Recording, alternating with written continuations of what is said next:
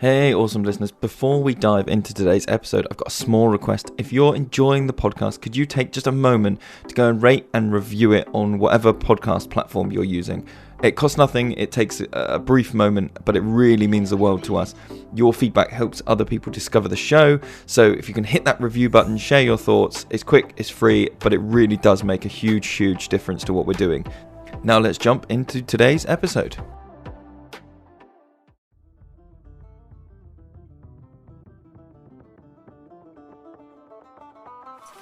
You're listening to the Forest School podcast with Lewis Ames and Gemma Southerden. And a massive thanks to our current patrons, Simon Kenny, Joe H, Brona Steed, Jude Vincent and Chrissy McKeevoy. Thank you so much, guys. It really does mean a lot.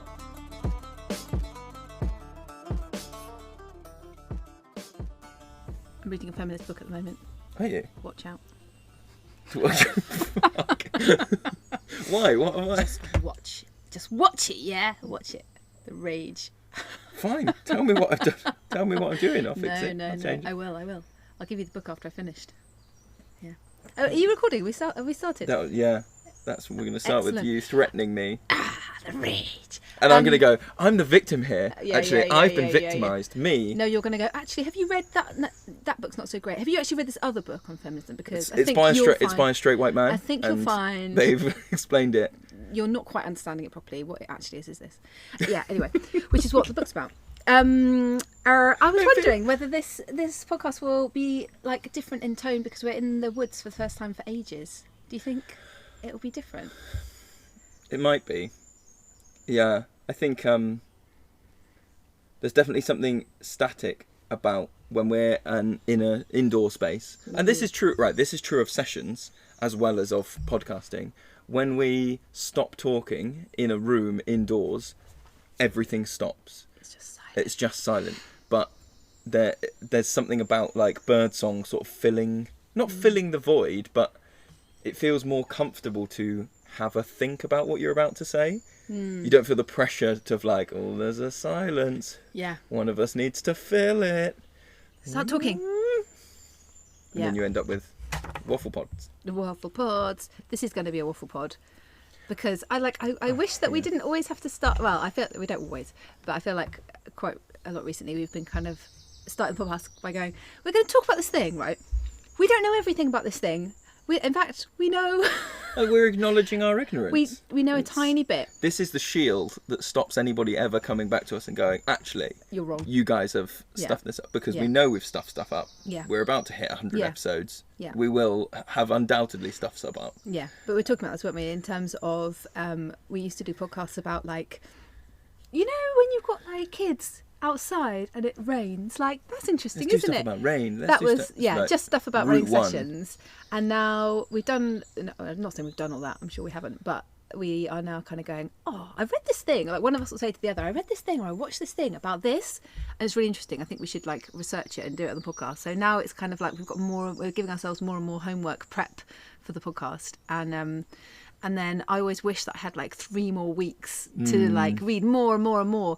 So, So what people need to do is support us on Patreon. Then we can make this more of our full-time job.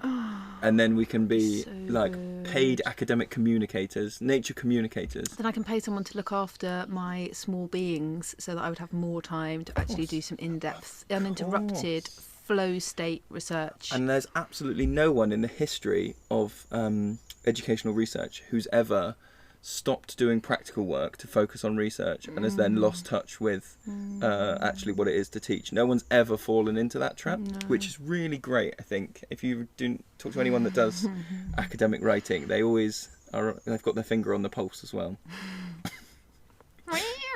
Sorry. Saucer of Milk Table 2. We're talking about the vagus nerve and polyvagal theory, right? Right. Why did we come up with this?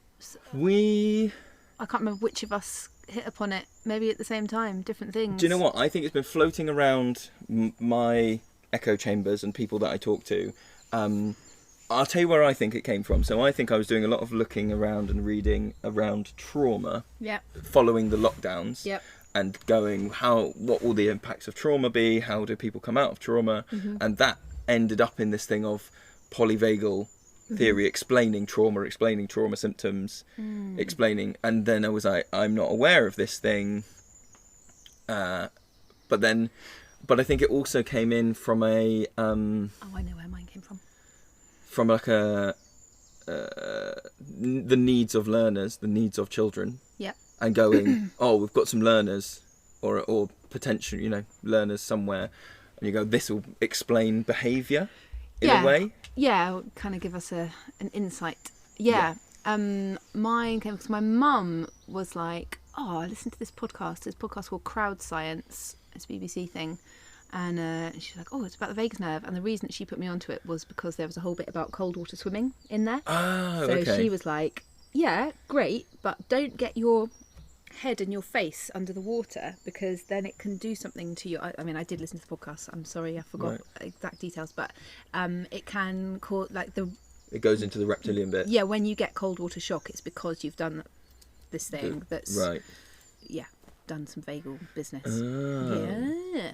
Okay. So that's how I kind of came into it. And then, what have you read, watched? Like, what have been your sources of information? I've Googled extensively, which is outstanding academic research. Yes, of course. Googled extensively, looked at lots of... My learning style is like infographics. I love an infographic. Oh, if it's like this and it explains it, and there's the little like 2D bubble art person that goes like, whoop, whoop, and they're pointing at something. Oh my God. That you could give me a wall of text. If there's little cartoon people around it, like clip art, and it looks like speech bubbles, really, then I would be like, oh, this is just a poster. I love a poster. So I've done that, and also I listened to a couple of TED Talks. Cool. Because I find TED Talks quite good at communicating stuff quite simply, but I'm aware that they also have to simplify stuff for time. Yes. So listening to a TED Talk and then going, okay, I'm going to look at this thing and this area of it, Yeah. What about you? I Googled, YouTubed, found a woman called Suki Baxter. Okay. It's American. She has a video about explaining polyvagal theory in a really, like, I read the comments of the video and people were like, yeah, I'm a doctor and this is like the most succinct. YouTube comments agreed. YouTube wow. comments told me Sorry, wow. It was like great. And so I watched it, and it was really good. And then I got into a kind of internet hole of, she has put some exercises on there which are great. Oh yes, I think I've seen this person. Yeah. Yeah. So, and she told me that she told me specifically that they were from a book called Accessing the Healing Power of the Vagus Nerve by Stanley Rosenberg, which I would like to get. Okay. Because it looks really good. And then also I'm open. I've got a book open, which is the book, The Essential Guide to Forest School and Nature Pedagogy by John Gray and Marina Robb. Who we're talking to soon. We're going to talk to them all about this book. Whole it's book. Probably going to be the longest podcast we've ever done, or the shortest one, because we'll just be like, who knows? Hey, but, it's great, bye. Yes, so there's a whole bit in there about the brain, body and place as well. So I thought Can I tell you a thing that jumped out at me from the reading that and research that I'd done? That I was like, if you've got this far and you're like, okay, I'm almost done with this waffle chat, it's making my brain hurt. The fact that the system is saying that it used to be you're either in your social, communicative, happy families mode, or you're in your freeze response mode. That was what people were taught. That was the thing. And now they're saying that there's a third one, and that there's this hierarchy, blah blah blah blah, and there's this middle mode that's like panic, but not sure. Anyway, the thing that caught my attention the most was that did you stumble upon this thing about your inner ear?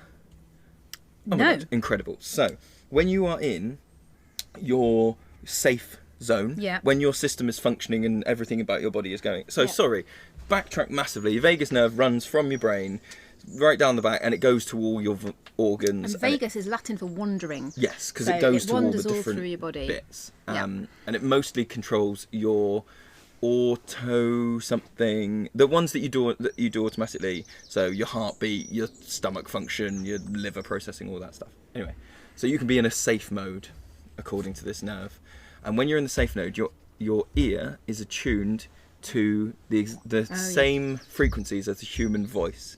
So you can hear more clearly, intonation, but also just in general, you can pick voices out of a crowd, you can do all this stuff when you're feeling safe, you can do all this stuff. Once you go into this middle system, which is like something's not right, you're starting to get worried, but you're not in the freeze system, you're not in that third reptilian, you've shut down, you're in this middle one.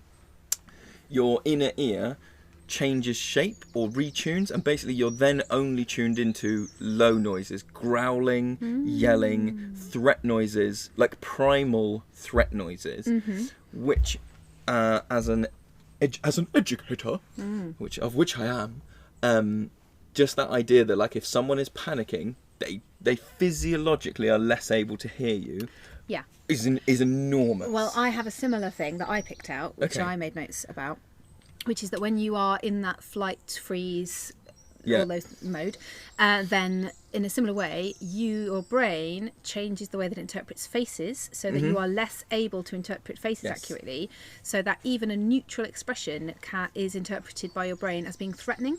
It basically stops taking risks. It starts going like, okay, I can err on the side of caution here. Maybe that's a friendly face. Maybe that's but it just goes like, nope, we're taking no risks. Anything So you can literally look at a face and you'll misinterpret something that's neutral as threatening, and therefore you can't use people to self-regulate.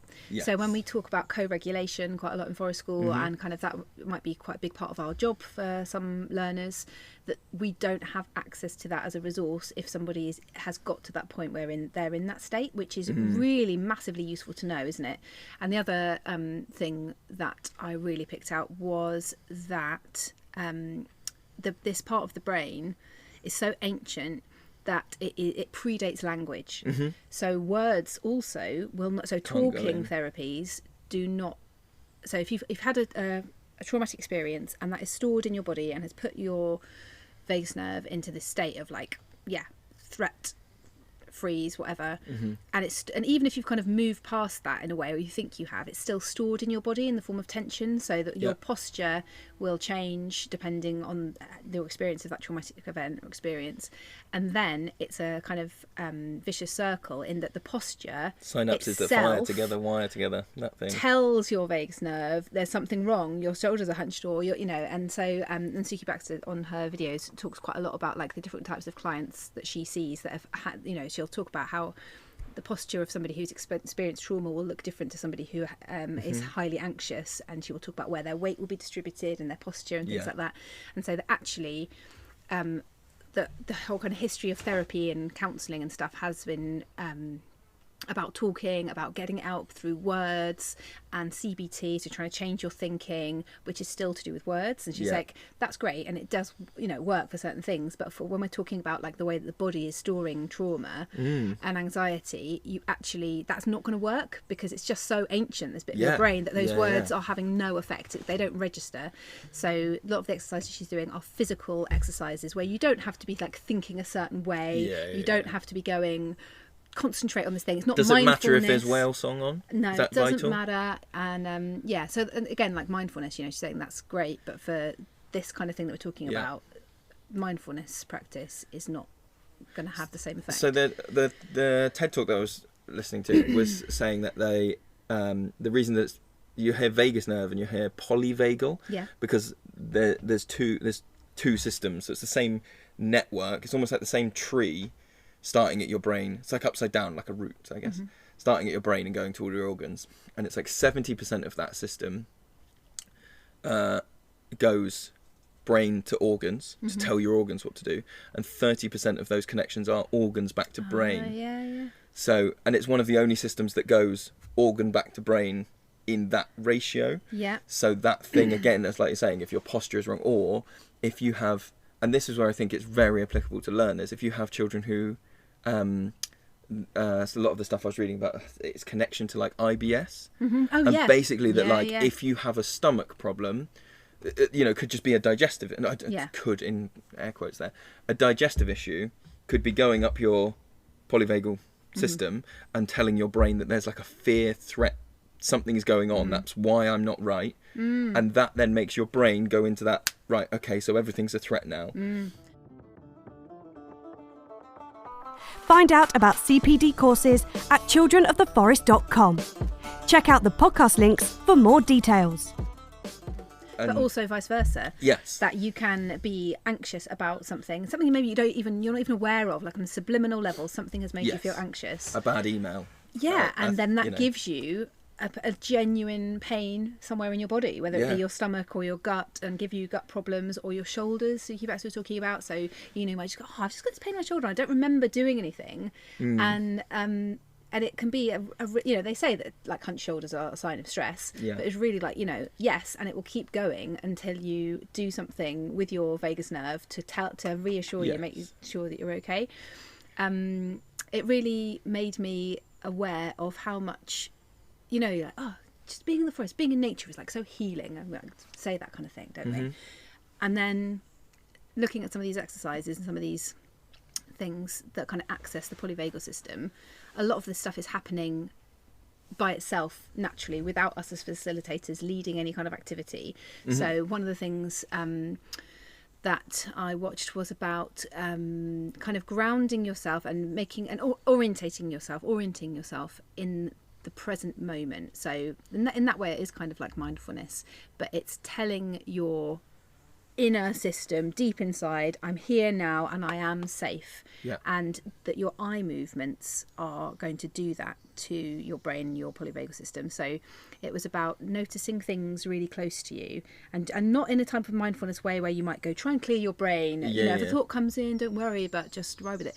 This is just like look around you in the sort of close range of your vision, and just let your eyes wander and concentrate on what you want to concentrate on. So you might see something and it catches your eye, and let yourself stare at that for a while, and do that for a while, and then shift your gaze a bit further, and it's sort of like we're doing now, orienting yourself and anchoring yourself in place, and going and sort of reminding yourself that you're here now and that you're safe. Little Robin. And there was a thing about gaze length, and I can't remember what it was. There's something about like the ultimate gaze length for kind of good mental health and good, for your brain to function well and not be anxious, which was a lot longer than your average computer screen to chair. Right. Okay. Length. Yeah. Or desk to work kind of length. So you're saying if I hunch over and stare at a smartphone 6 inches from my face? What? You're not going to feel great. What? I don't believe you. Yeah. Yes. So we're talking then about systems and exercises and stuff. One of the things that I've seen is that, so your polyvagal system mostly controls that automatic stuff, your stomach, your blood, your heart. And they said those things have to work automatically, because if they didn't, when you went to sleep, you'd die. But breathing is the only thing that sits in the middle, so it is controlled by your polyvagal system, or polyvagal nerve, but it's one of the only things that you can take control of and go, I am going to breathe in this certain way, I'm going to breathe like this, or I'm not going to breathe like this, and that then, like we were saying, you can subvert that signal and go, I'm breathing, your body's going like, breathe fast, something's wrong. And then if you go, I'm breathing slowly, your body goes, why? What? You must be fine, I suppose, if you're breathing slowly. That was another thing I saw, actually, just in terms of breathing. To breathe in counting to 6 and out counting to 6 10 times. So that is the maths of that then is 10 breaths a minute. 10 breaths a minute. And that is like that's ultimate chill zone. And that if you do that, it's just like flicking a switch and going, cool, you're safe. And lots of stuff then around this sort of research is then talking about how that is embedded in a holistic way in things like yoga, in things like mindfulness, in things like all these like very ancient practice, like Tai Chi has got loads of breathing in it. All of this stuff that's like, or like you could even extend it out, couldn't you? And go like, lots of cultures have like vision quests, or periods where it's like go out on your own and go and do this thing when you're going to do nothing but be in control of your breath, or be controlling your gaze length, or doing these things. But the like biological element of controlling your polyvagal system is wrapped up inside that cultural thing. Yeah, I had exactly the same thought about yoga, because I started reading about the polyvagal stuff and then did some yoga, and I was like, hang on a minute, this is the same as what I've just been watching. And and it's like, I love it when those kind of discoveries happen where you're like, this cultural thing, as you say, has developed and evolved without a scientific knowledge of, look, there is a nerve that goes from here to here. And it like, works. oh, this works. We don't really understand why. We can make up a reason why. Yeah. Or we think we know why. It's because of Shiva. We think we know why. It's because of the good energy coming in or whatever. Yeah. But you can't argue with the results of it, which is that people are, more regulated. Yeah. Sorry, I've said the word regulated, and that's reminded me. So the polyvagal system is this 3 modes, this kind of safe, communicative, the middle stage, which is like a bit worried, I think it's fair to say. Activation system. System. It's here in this book. Yes, there we go. And then the bottom one is the reptilian fight, freeze, all of these ones. And those systems have been... So the reptilian one, the like red system at the bottom, is the oldest one. Then you have the next, the attention one, and then you have the green safe system. And only modern mammals have this green one at the top. And so they're talking about, like, when you see a lizard in a stress situation, they don't go through these systems, they just stop. They don't have it built in.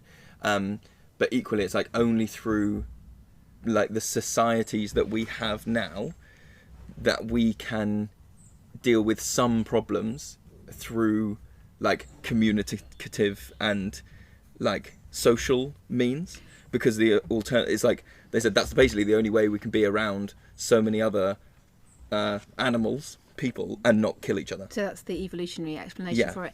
Yeah, I also was reading about, I mean, this is completely obvious, but came back to that kind of study of happiness and well-being, and over a certain annual income, the only indicator of increased happiness is social contact and relationships. Like that is literally it. Like that is the key to human happiness, and that you can't access that if you are in this state or you haven't dealt with past trauma.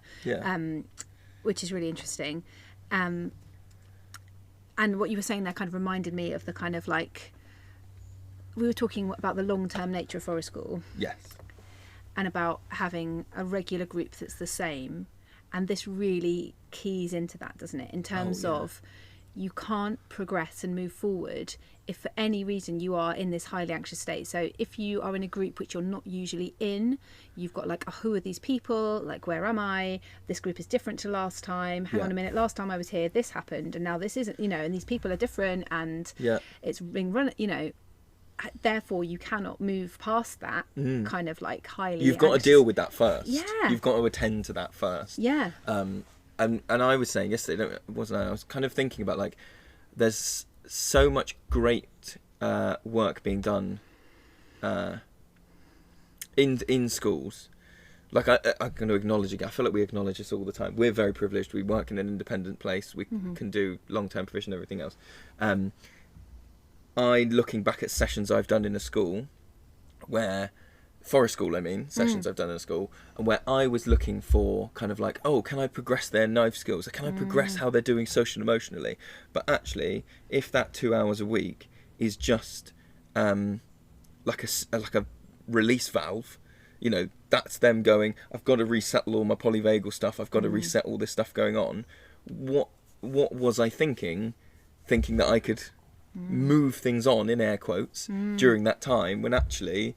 You go, well, if they're not set, if you've only got 2 hours, that's probably just about enough time to settle. And if you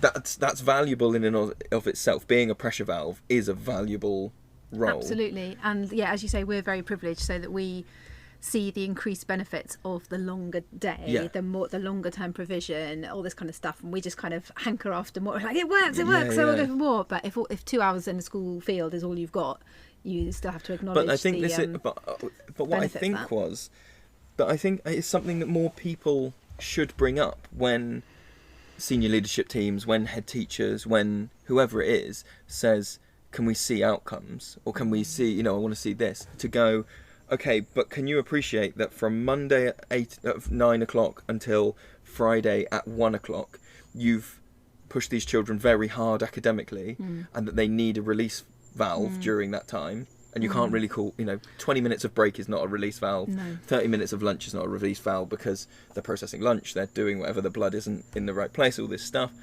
To go, are you expecting me to, regulate these children and then make progress on top of that? Or am I just a release valve? And that's a perfectly valid, that's an important thing that those children need. Yeah, and also to try and, I think assessing outcomes is a whole podcast in itself, isn't it? Maybe we should do one that time. That would be cool. But when you're trying to assess an outcome that's in somebody's inner world, I find that just so interesting as a thing, because obviously you want to be reflective and you think about your learners and you think about the progress that they're making and you get to know them as much as possible.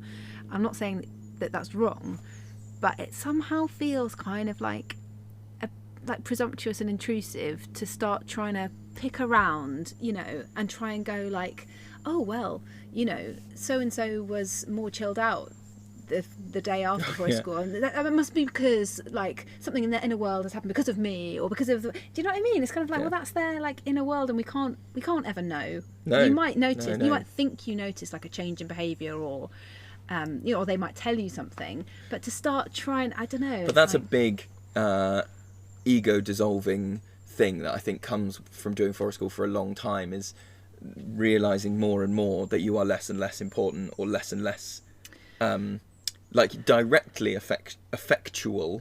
In terms of it's not because of you. It's not. Less and less of it.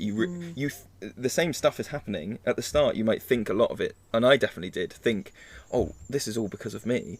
And then the more you kind of go, well, this is because of other stuff. Which I do want to. So we were talking about this social thing and regulating. One of the interesting things that I read was that the socializing and regulating to be in a safe space does not have to be human to human. So this can be regulating with a support animal, regulating with right. And then I was going, well, if you combine these things of to regulate, you need to do something social to accept that you're safe, and then you pull in that thing of play working, where we're saying that play cues can come from nature. So. And also you don't have access to the facial recognition when you're dysregulated. So you need to do something social. It can't involve faces, and nature is there giving you play cues. I think there's something there that is you are socializing with nature to regulate your own safe space in a way that you... Absolutely. And that's what I was talking about, focal length. So in the forest, you are naturally doing that, aren't you? Yeah. You are looking at the mini beast on the floor that you've just noticed, then it's crawling towards you, and then you hear a noise and your gaze is automatically brought up to where you heard that noise, which is in the trees. Do you know what I mean? It's you're in the right environment for that system to be soothed and activated. And there was this interesting thing, again, tying it into play working. One of the descriptions I saw was that moving between this green, amber and red, moving between these zones in your polyvagal system is play. That is what play is moving. It goes back to, we've said it a few times, play. And then I realised that actually, I'll finish a sentence. Play isn't always fun, happy, smiling, all these things. And I realised that it's something I've been trying to explain to practitioners, to students for a while, of when we say, oh, everybody had a great day, or everyone was happy all day, isn't actually the shining compliment about your sessions that you think it is. And actually looking at it and going, well, if play is about practicing moving through those stages of this game's quite intense and it might be touching on my polyvagal red zone fear, I might be freezing up for a little bit, but then you're strengthening those pathways through play. One is strengthening those pathways when they play, so that when a, in air quotes, real example of stress, of threat comes in, those pathways are well worn in self-regulating back up. If you just stay in the green zone the whole time, you aren't And I'm not saying that you should be like jumping out from behind trees and going like just to get people into the red zone and go right now, get yourself back, get yourself back. They do that automatically. If you give them time and space, they will automatically do that kind of play. Yeah. And it's really, really interesting. And it ties more into, so we talked before about boredom and going, giving learners that space to, when they're upset, to regulate back through being like, you just need to go and sit there, not going, you need to go and sit there, but going, I'm not going to offer you a distraction. Go and, that person can sit on the swing on their own for a little bit. They can, which is hard to do as a which is really hard to do as a because practitioner. You think, it's my job to look after them and to make sure that I help them through these things. And I've been thinking about that a lot recently and trying to watch and wait for longer than I would ordinarily, because what I found this week is that some of our groups, is that thing we were talking about, where you realise they don't really need you, and then you go, oh, how do I feel about that? But there have been times when someone's become dysregulated, and I've been about to go in, and then I've just gone, just hold it for a second, and half the time when I've watched, the person has been able to regulate themselves and has been able to sort out the problem, and other times the rest of the group have stepped in to do it, and off they've gone, and that they didn't need me, and I'm like, yes, that is what happens when you wait a bit longer. And I suddenly realised, whoa, and this is a group that's known each other. This is what can happen. Oh yeah, and this is a group that has known each other for a long time now, and I would say I'm able to watch and wait because it has been beginning to happen, already. Well, I wondered about it being something that you can sort of hold in that moment of waiting. Something you can like reassure yourself with. If someone's dysregulated, to go, they can't, biologically, they're less able to hear you right now. So anything you think you're going to improve verbally, isn't as effective as you think it's going to be. So just, that person can't see your face right now without interpreting it as aggression, and they can't hear what you're saying. And it sort of made me go, oh, okay. So what should I be doing? I'm not sure I've got an answer yet, other than sometimes what I think I do is just, basically I just stand near there and be a body and just very slightly make my presence known in terms of like, I might walk over, with a slightly heavier footfall, or I might go, that bit of brash near there definitely needs tidying up, but I'm not going to make eye contact with anyone. I'm just going to go and basically non-verbally and without my face, try and reassure people that this is a safe space, and whether I can, do you know what it is? I see myself as a beacon of safety. Is that right? Yes, I think everybody sees me as a beacon. That's not true at all. I can think of several examples where me putting myself in that place has been worse than if I hadn't stepped in. But you don't know that until you practice this stuff. Yeah. I thought there was an interesting thing I found out about when somebody has experienced a really traumatic event and their body has properly gone into shutdown. Yeah. That when they're reflecting on that afterwards, they often blame themselves and go, why did I shut down? Yes. I could have said something. I could have moved away. I could have prevented this from getting worse by moving, by calling for help or whatever. And actually, through kind of therapy with a professional was trying to remind them that actually it wasn't their fault, and instead of blaming, it wasn't them. Well, more like actually what your body was doing was brilliant. Your body was protecting you. That is your kind of, that's your body looking after you. Oh my gosh, it was a little I think it was a vole. Again? I think so.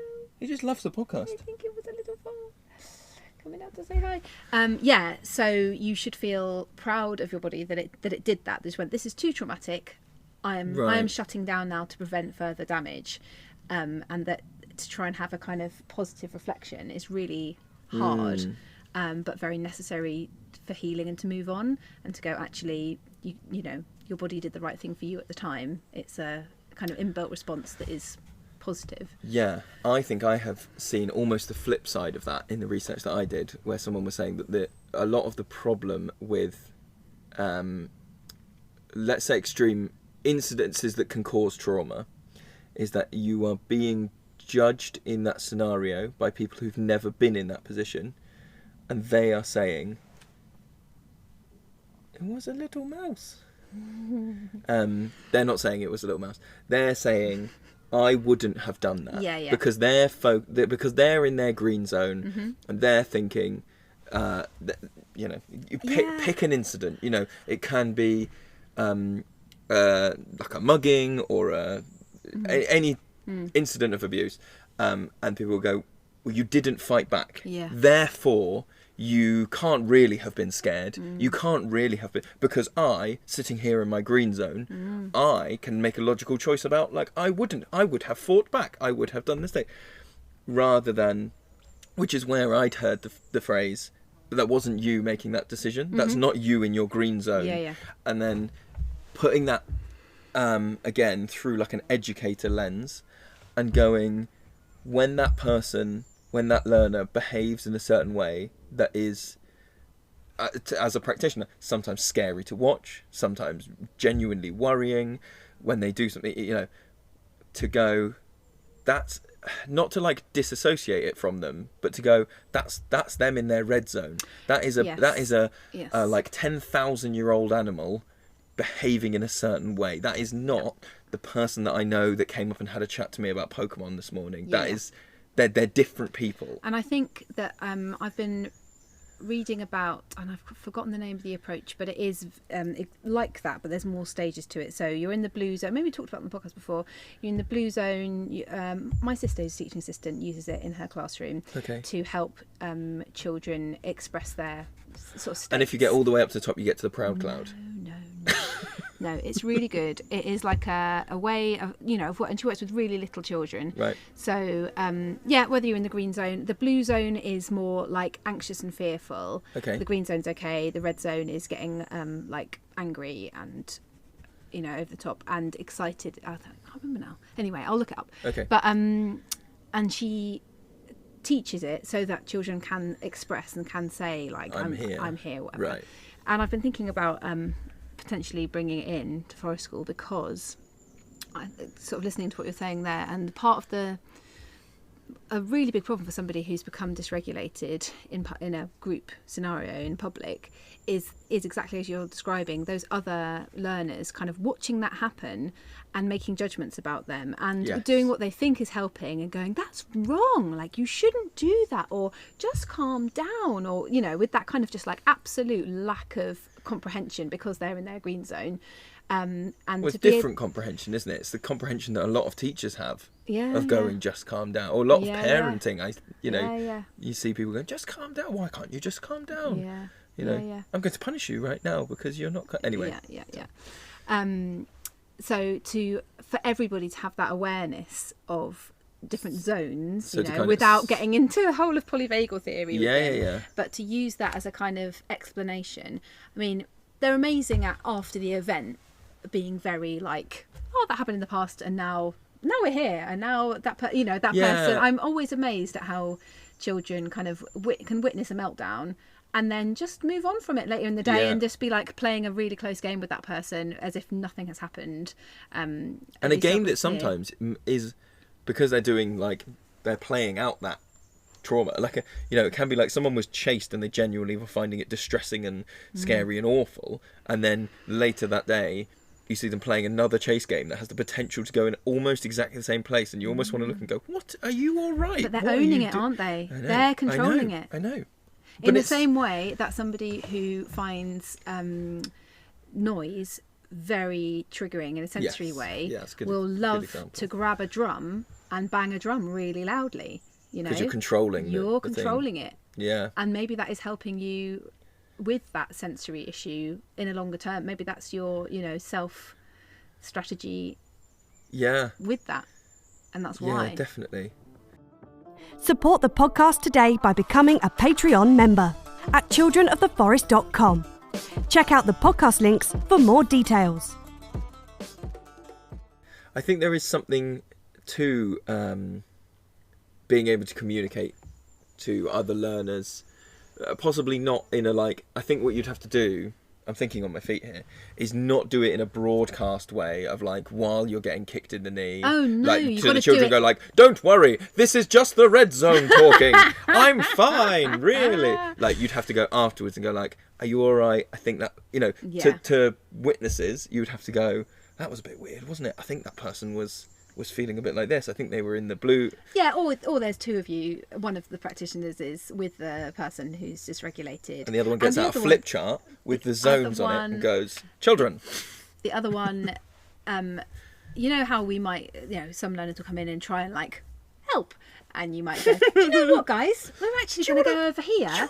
And that's part of that conversation to have with those people, is to go, they can't actually hear you at the moment, because do you remember when we talked about the red zone? We said, and it would be a kind of thing where you would just talk about it in the morning, like morning circle, as another check-in. Yeah, you like, know, I was what reading colour this are weird you thing. in? Yeah. And that's what that's how I've heard it used in early years classrooms, is a kind of morning circle time check-in thing. Just another way I like of, so in the same way that you would teach children about like the sensations in their body and naming that emotion and helping them process that through naming it. Yeah. This is kind of like a almost simplified version of that. That instead of using the word anxious, you're going to use the colour blue. And it rings true to a lot of stuff I've heard. It rings true to that thing of striking when the iron's cold. You basically are going, I'm going to talk to you when you're green.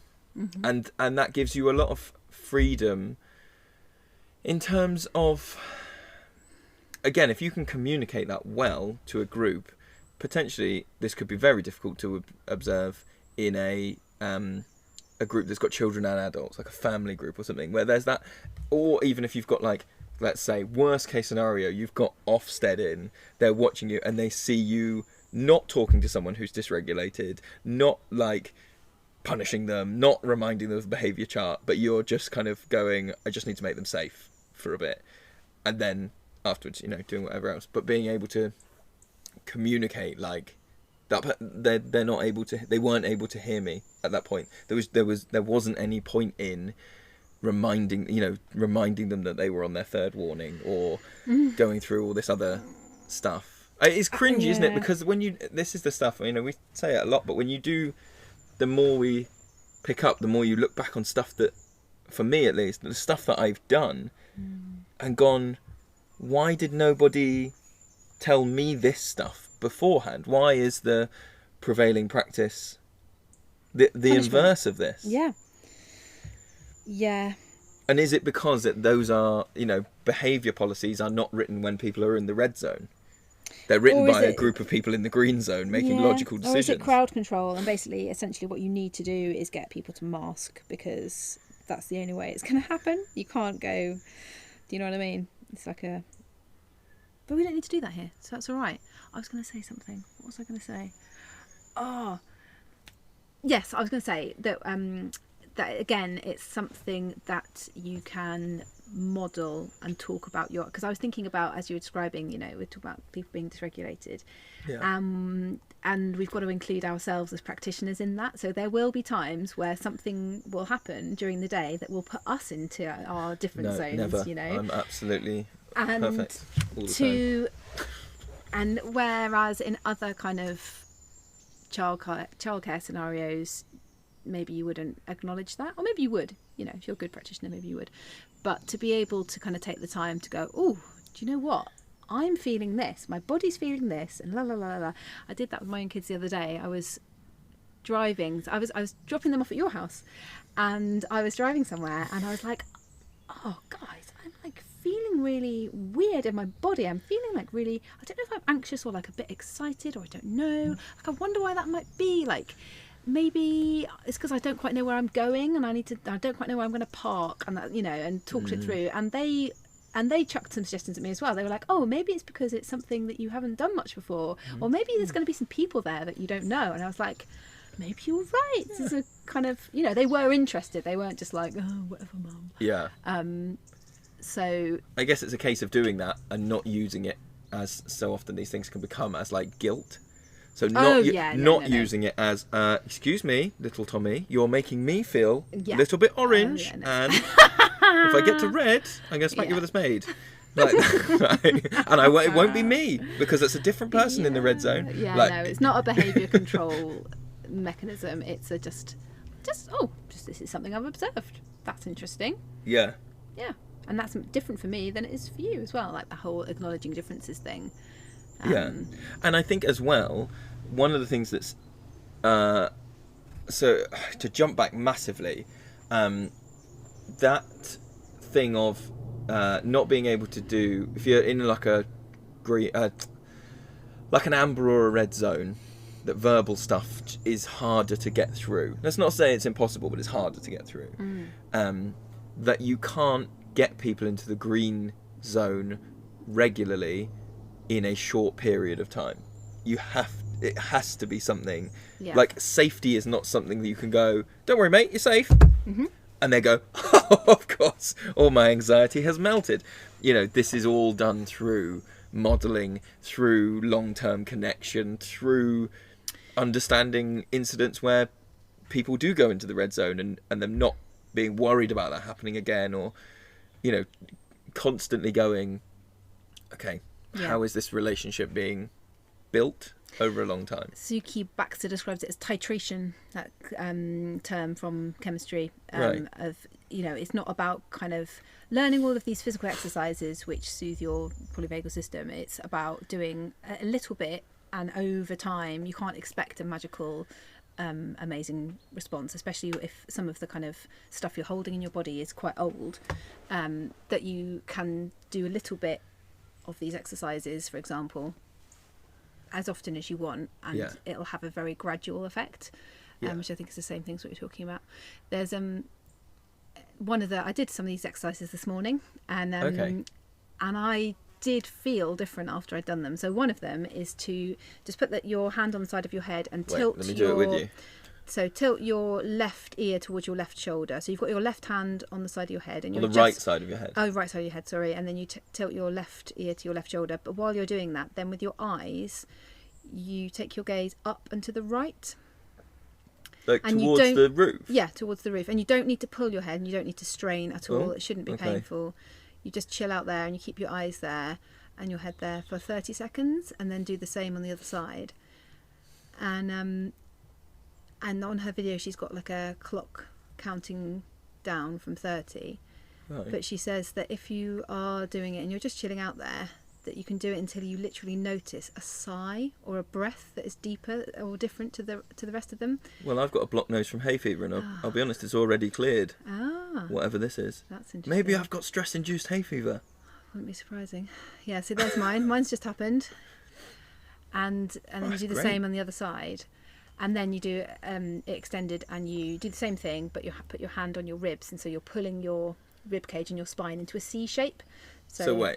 Okay. So you're pulling your right hand. Because your vagus nerve goes down there, so you're... So left hand on the right... People listening, take your left hand, put it on the right side of your head. Take your right hand and put it on your left ribs. And pull them slightly in towards your tummy. So like you're trying to make yourself into the letter S. Or a C. Or a C. Yeah. God, that happened really quickly. Yeah. This one's not doing it for me. But just hold it for a bit longer. But I literally felt like a mood boost a few minutes after I'd done it. I sort of felt a kind of like, I feel quite happy now. I feel quite cool. So do you have any ideas then for these exercises? Mm-hmm. Because one of the things that I think we would both agree wouldn't work would be to go, for our setting, would be to go, everybody, we're going to do these because that's a demand, and we've already talked about demands and stuff like that. So how do you put this stuff in? Because we're talking about lots of this stuff is already wrapped up in cultural traditions of yoga, of whatever else, and that children do these things through play. Have you seen, or are there recommendations for how to get these stretches into a practice? Well, I wouldn't say that it's definitely impossible, because you did that senses check-in this week. I did, you're right. And, you know, you don't go, we're all doing this now. Some people watched from a distance and, you know, a bit away and were like, I don't want to involve myself in that. And then I looked around, and after a few minutes, they were joining in from where they were. So it's just one of those things you're just like, oh, this is just like a fun thing that I'm going to do. And yeah, there was a surprisingly high take up, I thought, of that activity. I think a lot of stuff comes from something that you and I both have, is like a lack of piety around any of this stuff, or a lack of like, I say this in the nicest way possible. I don't think either of us are very earnest people. In we're not. They're going like, don't put that voice on. The children, we must do that. It's all a bit like, come on, It's more at the Cockney fruit seller end of delivery. Come on, folks, have a roll up, do some bagel stretches, because that's less intimidating. Yeah, but I did think I said to you, I think on some planning that orienting one can a lot of. When I was looking at it, I was like, that's like that game we already play. Okay. Do you know what I mean? So we play Kim's Forest sometimes. Yes. So we get people to look in a certain direction for a while and just notice what's there. And then we get them all to turn around, and then we go and change one thing, add a bucket into the landscape, or move a big branch or something. Cut down a tree. Walk through in a flamingo outfit, and get them to notice. And so that is orienting, that game is orienting. So in the same way that we might kind of leave people for quite a long time during hide and seek, and it's kind of invoking some mindful moments, maybe. Or, as happened today, someone goes, oh yeah, we just watched some Peppa Pig on YouTube while we were waiting to be found in hide and seek today. What's this? Sorry, what? No, what? Yeah, that's cool. What happened? Sorry. Some people in a group were playing hide and seek, and they were waiting for a long time to be found. They picked a very good hiding place. So Here? So they watched some Peppa Pig on YouTube, and not us leaders, a family. Oh, a family. So I put Peppa Pig on YouTube on because it was getting a bit boring at forest schools. Wow. No, I didn't put Peppa Pig on. That's amazing. Yeah. That's incredible. Yeah, they were just waiting for just hanging out in a bush or something. Watching Peppa Pig. Job done. Okay, here's the question then. Is watching Peppa Pig... I can't quite get over that. Yeah. Is watching Peppa Pig in a bush nature connection? Of course. Peppa Pig is an animal. It's socialisation with a non-human animal. Yeah. Biophilia. I mean, that's incredible. Just hanging out, watching Peppa Pig. Why not? Wow. Sorry, that sounds like listening. I'm being really judgy. I'm not. I'm really. No. It's just interesting. It's just Yeah. behaviour. It's just like, exactly. oh right, that is. Yeah. Telling you. So that's telling us something as practitioners. It's telling. Yeah. Although, be honest. Yeah. When you've gone to go and hide somewhere, have you ever just checked your emails on your phone while you're hiding in hide and seek here in the woods? Yeah, of course. Yeah, there you go. Same, isn't it? Peppa Pig is the kids' equivalent of an email. I just need to check in. No. What it see what's happening. Look, sometimes I'm just using my polyvagal to my advantage because sometimes, because I'm bigger than all the kids, so I can run quite fast. So them chasing me isn't very exhilarating. But if I look at an email from the accountant first and then they chase me, holy crap, does my heart go. I'm like, yes, got it. I've got that fear. When is the tax bill due? Running like that. That's how it works. That's how it works. It's just firing you up for those games. It's better than secretly necking like Red Bull in a bush, so you've got a high. Which you also do. Which I... Except it's not in a bush. Except it's Monster, not Red Bull. Not in a bush. The cabin. Yeah. Yeah. Looks. So, I don't know how long we've been waffling for, right? But I want to, from here, go and find more of these exercises to do for myself, because then I think I will be a better human being. Because definitely I have noticed, like, I've had a stressful couple of weeks with lots of like computer work. The computer work, the working on the computer, tap. Typing, marking. Oh, lovely marking. Thought I'd left that behind and I haven't. And yeah, so I want to. Oh, woodpecker, hello, over there. Oh yeah. So I want to do more of these things. I want to find out more about it, and I want to kind of just hang out with this idea that emotions are not caused by thoughts. They are caused by sensory feedback felt in the body and responded to by the brain. What? Like Wow. that, like knocked me for 6 thinking about that. Say it again. Emotions are not caused by thoughts. They are caused by sensory feedback felt in the body and responded to by the brain. So you might have a thought. You know how you might get stuck in a kind of like thought pattern, going round and round, ruminating. Oh, that person said that thing that made me feel really stressed. And you keep hearing that thing. And so you've got that thought, but then the thought causes a physical reaction in your body, and that physical reaction in your body causes the emotion. So thoughts don't cause the emotion. Thoughts don't cause the emotion. Or you have a completely non-verbal reaction to something which is happening on a subconscious level in your reptilian brain. So something made you feel threatened, and it didn't even get to that thought stage. It didn't even get to that rumination stage. You just had a physical reaction that then created a physical thing in your body that then sent a message to your brain through your polyvagal system to give you a feeling of. That's really big. I know. So does that mean that the phrase "you are making me angry" is entirely bullshit? Well, you wouldn't say that anyway, would you? No, of course not. No. But do you know what I mean? That thing of like, because that is a thing people have said. You are making me angry. No, so what I'm saying is like, is it not that thing or that person is making you angry? Your body response. You is are making you feel angry. Yeah. Yeah. That is giving me a response that is coming through as anger. It's harder to say in the heat of the moment, though. But that ties in to, and I thought this quite often, the non-violent communication. It does tie into this. Yes, because it is like you're right. the feelings you feel are the feelings you feel, and no one can deny that, but they are what you feel, and your body and your mind are creating those feelings. Somebody else is not. They are not responsible for how you feel. Your body is, and your brain is. Yeah. So it's about how you work with your body and brain to get you through those feelings.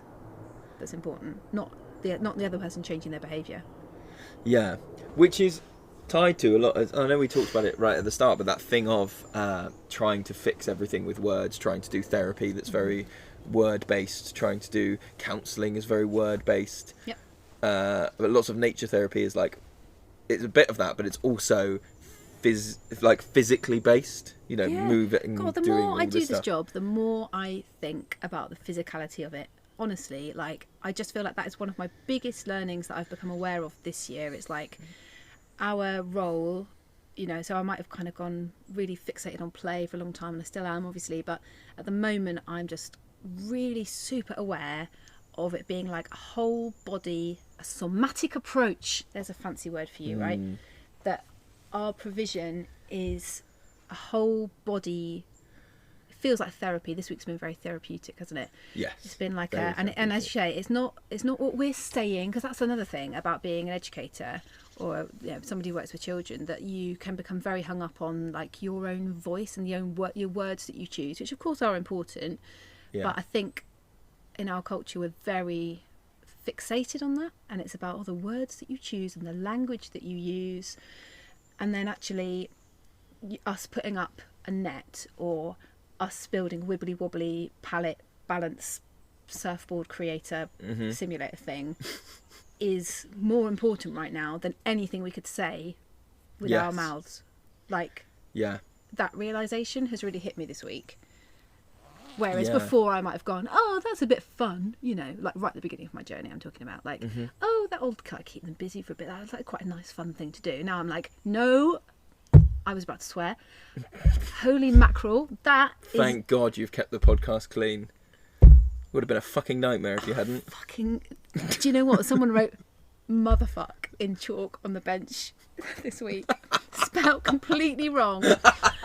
It was like, motherfuck. And then they came up to me and said, I've written motherfuck on the bench. I was like, okay. In chalk. Okay. So I could wipe it off. But I just needed to let me know that. It's like, okay, that's amazing. It doesn't beat. I told you, didn't I, that someone that I know had a student call a different teacher a complete vagina head. You did. Yeah, no, this was like apropos of nothing. This was just like, I've got some chalk in my hand. Ooh, what can I do? They weren't angry. They were just like, Yeah. I'm just going to write motherfucker on the bench, okay? And then I'm going to tell you. Yeah. No, so that's motherfucking important, the wiggly waggly palate. Yes. You know? And if it becomes difficult to regulate, don't take the person that's having a hard time regulating away from that thing. If anything, give them more of something else to get that physical thing back into the green zone, or to go, you know, it's that's often the way, isn't it? Of like, oh, actually that game's getting a bit physical for you, so we'll completely put everything physical away, which is coming from a place of practitioner. I need to keep everyone safe, or I don't like seeing that game. Yeah, or it's triggering, and therefore I'll stop that trigger for you. But not putting something else in to kind of go, okay, but you've got this massive need, and I need to facilitate that.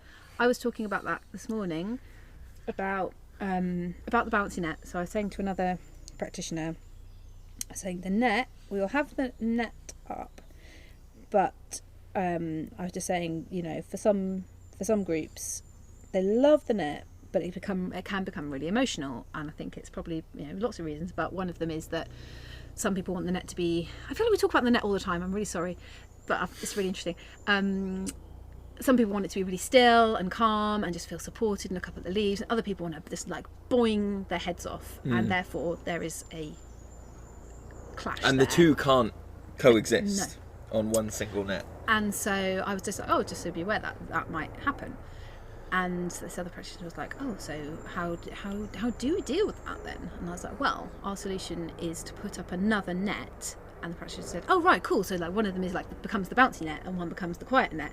It's like, well, often it's you know, the children might say that, but really in reality what happens is that there is no hard and fast rule about this is the bouncy net and this is the calm net. It's just about being able to move yourself out of a situation that is triggering you, getting you into the red zone, but not withdrawing your ability to participate in the action at all. Yes. Do you know what I mean? It's not it's so that you don't lose out, so you can, because I think that's why the net becomes so emotional. It's because you love the net, but you hate the net because of what's happening on it, but you can't take yourself away, because then you're just like, you're giving in and you're denying yourself that positive experience. So just the knowledge that there are two of that thing, and that you can keep going backwards and forwards if you want to, so you can remove yourself from a place but don't deny yourself the thing that you need, kind of sorts it out. And sometimes then the second one doesn't even get used very much, but the knowledge that it's there helps you to regulate, helps you feel safe, helps keep you in the green zone, helps you, you know,